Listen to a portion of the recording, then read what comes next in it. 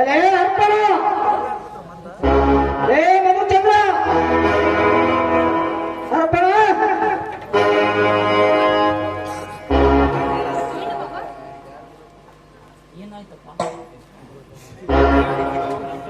ಏನಾಯ್ತಪ್ಪ?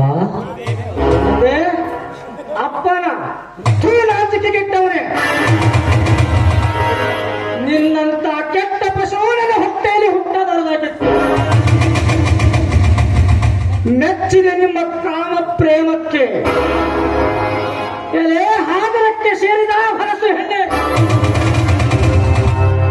ತಾಯಿ ಇಲ್ಲದ ತಪ್ಪದೆ ಕರು ಎಂದು ನನ್ನ ಮನೆಗೆ ಸೊಸೆಯನ್ನಾಗಿ ಮಾಡಿಕೊಂಡರು.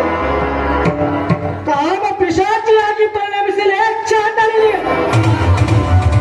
ಏನಾಗಿದೆ ಈ ದಿನ? ಅಂತ ಪ್ರಮಾದ ಏನಾಯ್ತು ಹೇಳಿ ಬಾಬಾ, ಏನಾಯ್ತು? ಏನೂ ಆಗಿಲ್ವೋ, ಇನ್ನು ಮೇಲಾಗಬೇಕೇ ಕಾಮಾಂಧ ಬಸವೆ. ನಾನಂತರ ಪೂರ್ಣ ವಿದ್ಯೆನೇ ಕಲಿಲಿಲ್ಲ. ನಿನ್ನನ್ನು ಕಲಿತವಳು ಸುಜಗ್ಗನಿಂದ ಹೃದಯದಲ್ಲಿ ಇಟ್ಟುಕೊಂಡಿಗೆ ತಕ್ಕ ಪ್ರತಿಫಲ ಕೊಟ್ಟೆ. ಮೈದಿನೊಳೆ ಸರಪ ಸಲ್ಲಾಡುವ ಸೂಳೆ, ಮನೆ ಬಿಟ್ಟು ತೊಲಗುವ ಆಚೆ. ಅಣ್ಣ, ನಿಜ ಸಂಗತಿಯ ನರೆಯಲೇ ಹೀಗೆ ಅವಿವೇಕಿ ಅಂತೆ ವರ್ತಿಸುತ್ತೇವೆ ಅಣ್ಣ. ನಾವ್ಯಾವ ತಪ್ಪು ಮಾಡಿದೆವೆಂದು ನಮ್ಮ ಮೇಲೆ ಅಪರಾಧವನ್ನು ಹೊರಿಸುತ್ತಿರುವೆ. ಕೆಡುಕರ ಮಾತನ್ನು ನಂಬಿ ನಿಜವೆಂದು ಬಗೆದು ಈ ನಿನ್ನ ಕ್ಷೀರ ಸಾಗರದಂತಿದ್ದ ಸಂಸಾರವನ್ನು ಹಾಳ ಮಾಡಿಕೊಳ್ಳಬೇಡಣ್ಣ, ಹಾಳ ಮಾಡಿಕೊಳ್ಳಬೇಡ.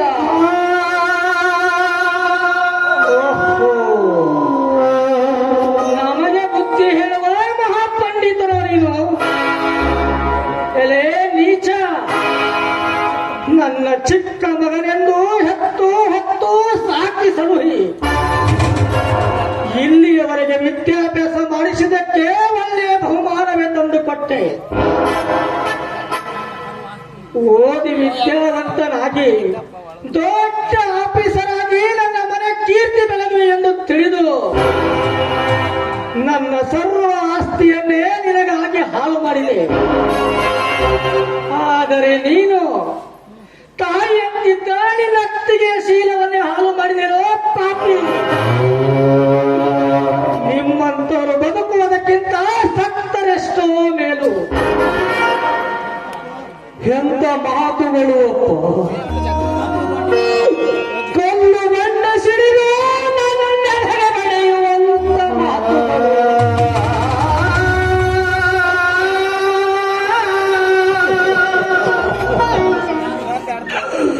ಯಾರೇ ಕಪಟತನದಿಂದ ನಮ್ಮ ಮನೆಯನ್ನು ಒಡೆದು ಸರ್ವನಾಶ ಮಾಡಬೇಕೆಂದು ಇಲ್ಲೇ ಸಲ್ಲದ ಕೆಟ್ಟ ಕಥೆಗಳನ್ನು ಕಟ್ಟಿ ನಿಮ್ಮ ಮನೆಯನ್ನು ತುಚ್ಚಿ ತುಚ್ಚಿ ನಾಯಿಸುತ್ತಿದ್ದಾರಪ್ಪ.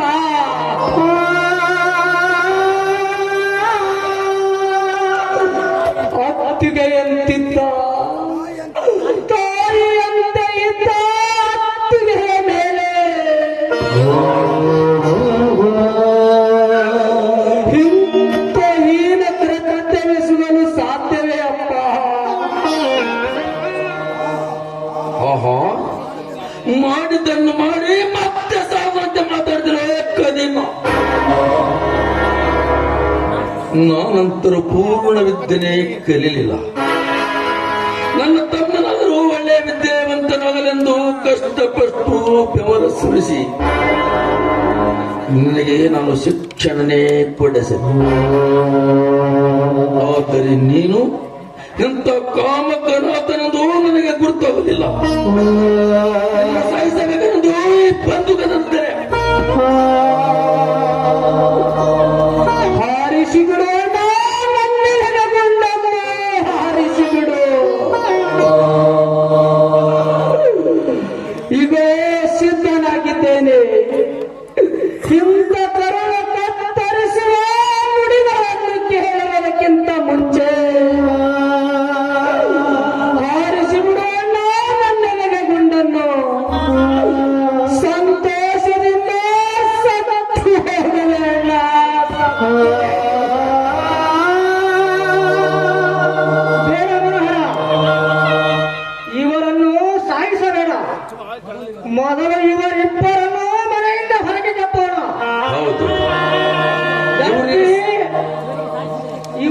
ಭಾವಿಸಿದರೆ ನನ್ನ ಮನೆಗೆ ಕೊನೆಯ ಕಳಂಕ ಬಂದಿತ್ತು. ಹೌದಪ್ಪ, ಇಂಥ ನೀಚರನ್ನು ಕೊಂದು ನಾ ಯಾವ ನರಕಕ್ಕೆ ಹೋಗಲಿ?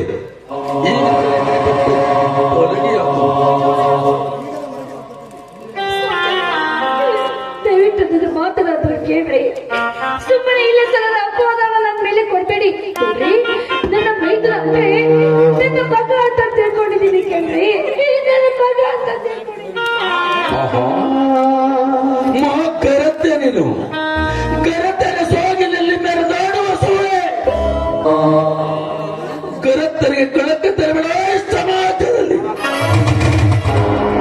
ಮಗ ಅಂತೆ ಮಗ ಮಗ ಮಗನಂದೇಳಿ ಒಳಗಡೆ ಕಾಮನಾಡುವ ಸೂಳೆ. ಮುಚ್ಚು ಬಾಯಿ. ಇನ್ನೊಂದು ಸಲ ಬಾಯಿನ ತೆರೆದರೆ ಚಾಡಿಸಿ ಹಲ್ಲು ಉದುರಿಸಿ ಬಿಟ್ಟನು. ನೀನು ನನ್ನ ಹೆಂಡತಿಯಲ್ಲ, ನಾನು ನಿನ್ನ ಗಂಡನಲ್ಲ. ನಮ್ಮಿಬ್ಬರಲ್ಲಿ ಯಾವುದೇ ಸಂಬಂಧವಿಲ್ಲ. ಸ್ವಾಮಿ, ಇಂಥ ಚುಚ್ಚು ಮಾತನಾಡೋದಕ್ಕಿಂತ ನಿಮ್ಮ ಕೈಯಾರೆ ಒಂದೊಟ್ಟು ವಿಷಯ ಕೊಟ್ಟು ನನ್ನ ಕೊಂದಾಗ್ತೇನೆ. ಸಂತೋಷದಿಂದ ಮುತ್ತಿರಿ ಸಾವನ್ನ ಸಾಕಿರಿ. ಇಂಥ ಚುಚ್ಚು ಮಾತುಗಳನ್ನು ಮಾತಾಡಿಸ್ಕೊಂಡು ಈ ಭೂಮಿ ಮೇಲೆ ಯಾಕೆ ಬದುಕಲಿ? ದಯವಿಟ್ಟು ಮಾತಾಡಿ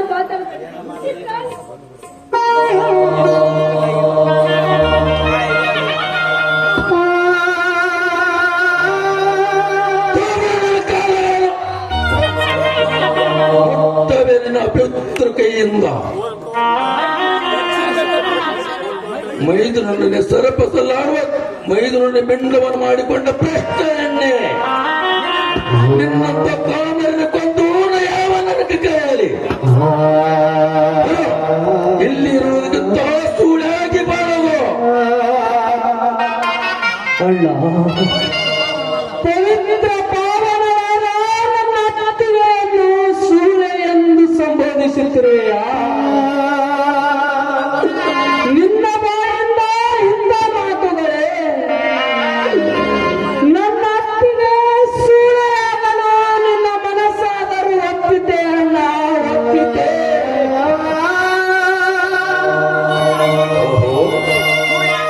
ಸೂಳಿಯಾಗಲು ಅದರ ಬಿಡು, ಅವಳ ಸಂಸಾರವನ್ನೇ ಮಾಡು. ಸಾಕಣ್ಣ ಸಾಕು. ನನಗೆ ಈ ಮನೆಯಲ್ಲಿ ಇರಲು ಸ್ಥಾನ ಕೊಡಲಿದ್ದರೂ ಪರವಾಗಿಲ್ಲ. ಆದರೆ ಏನು ಅರಿಯದ ಒಂದು ಹೆಣ್ಣು ಮಗಳ ಜೀವನವನ್ನು ಹಾಳು ಮಾಡಬೇಡಣ್ಣ, ಹಾಳು ಮಾಡಬೇಡ. ಅವಳನ್ನು ಅಪಪ್ರಚಾರ ಅಪನಿಂದನೆಗೆ ಗುರಿ ಮಾಡಿ ಅವಳನ್ನು ಚುಚ್ಚಿ ಚುಚ್ಚಿ ಮಾತನಾಡುತ್ತದೆಯಪ್ಪ ಈ ಸಮಾಜ.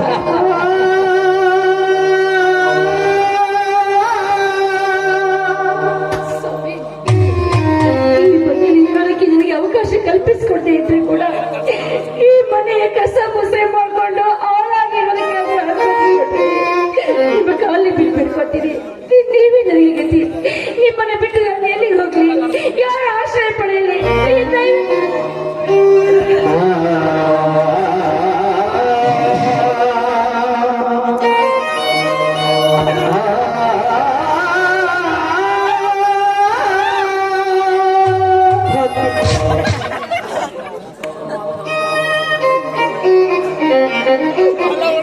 ಅತ್ತಿಗೆ ಎಂತ ಒಳ್ಳೆಯ ಹೃದಯಗಳನ್ನು ಇವರ ಕಾಲಿಗೆ ಬಿದ್ದು ಬೇಡಿಕೊಳ್ಳುತ್ತಿರುವೆ ಅಮ್ಮ. ನಾವು ಅದೆಷ್ಟೇ ಹೇಳಿದರೂ ಕೂಡ ಪರಿವರ್ತನೆಯಾಗಿದೆ ಇವರ ಕಲುಷಿತವಾದ ಮನ. ಚೇಚೆ ಇಲ್ಲಮ್ಮ ಅತ್ತಿಗೆ, ಇಲ್ಲಮ್ಮ. ಲೇ ತಲೆಹರಟೆ, ನಮ್ಮ ಮುಂದೆ ಪ್ರದರ್ಶಿಸಬೇಡ ಈ ನಿನ್ನ ನಾಟಕ. ಹುಟ್ಟ ಬಟ್ಟೆಯಿಂದಲೇ ಈಗಲೇ ಮನೆಯಿಂದ ಹೊರಗೆ ನಡೆಯಿರಿ. ಇಲ್ಲದಿದ್ದರೆ ನಿಮ್ಮ ಕತ್ತಿಗೆ ಕೈ ಕೊಟ್ಟು ಹೊರಗಟ್ಟಬೇಕಾದೀತು ಜೊತೆ.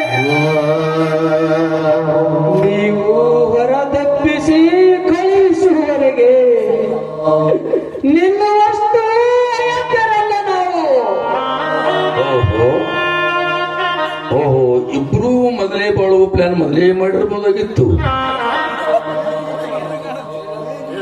ಏನೇ ನೀಚ, ನಿನ್ನ ಮನದಲ್ಲಿ ಕೆಟ್ಟ ಕಲ್ಮಶವೇ ತುಂಬಿರುವಾಗ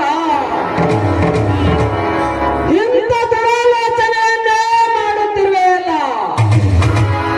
ಆದರೆ ಒಂದು ಮಾತು ನೆನಪಿನಲ್ಲಿಟ್ಟುಕೋ, ಅಸತ್ಯದ ಸುಳಿಯಲ್ಲಿ ಸಿಲುಕಿರುವ ಸತ್ಯ ಮತ್ತೆ ಯಾವಾಗ ಬೆಳಕಿಗೆ ಬರುತ್ತದೆಯೋ ಆವಾಗ ಮತ್ತೆ ನಾವು ಈ ಮನೆಗೆ ಬರುತ್ತೇವೆ. ಈ ಮಾತು ನೆನಪಿನಲ್ಲಿಟ್ಟುಕೋ. ಅತ್ತಿಗೆ ನಡೆಯಪ್ಪ, ಹೋಗೋಣ.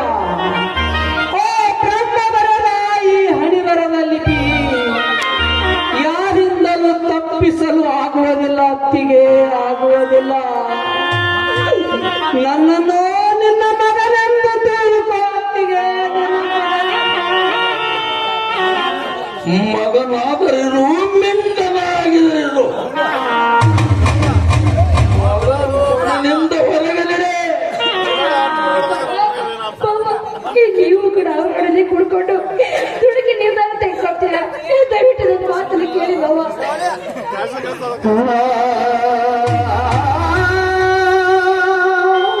ಅವನು ಹೇಳಿದ್ದು ನಿನಗೆ ಸಾಕಾಗಲಿಲ್ಲವೇ? ಶಂಕದಿಂದಲೇ ತೀರ್ತು ಬರಬೇಕಾ? ನಮ್ಮೆಲ್ಲರನ್ನ ಮುಕ್ತರನ್ನಾಗಿ ಮಾಡಿ ಮತ್ತೇವಕಾರಸ್ಥರ ಹೂಡಬೇಕೆಂದಿರುವೆ ಈ ಮನೆಯೊಳಗೆ.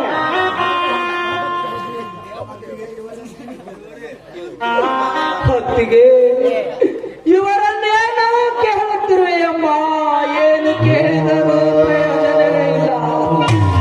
ನೆನಪಿಲ್ಲ, ಆ ಮೇಲಿನವನೇ ನಮ್ಮ ಕೈ ಬಿಟ್ಟಿದ್ದಾರಪ್ಪ. ಹಾಗಿದ್ಮೇಲೆ ಯಾರ ಆಶ್ರಯ ನಮಗೆ ಸಿಗೋದಿಲ್ಲ. ಸ್ವಾಮಿ, ದಯವಿಟ್ಟು ನಮ್ಮನ್ನ ಚೆಳಕ್ಬೇಡಿ.